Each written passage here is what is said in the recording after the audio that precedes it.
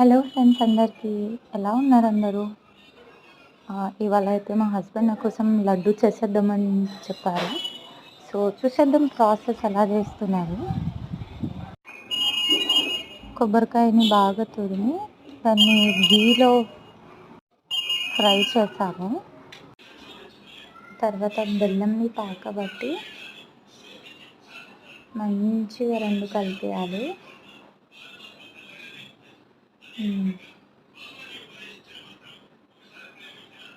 కలిపిన తర్వాత పౌడర్లు కలుపుకోవాలా. మంచిగా అది మిక్స్ చేసిన తర్వాత రౌండ్ చేసుకోవాలి. ఇక్కడ మా అత్తమ్మ మా హస్బెండ్ ఇద్దరు కలిసి చేస్తున్నారు లడ్డూలు అయితే.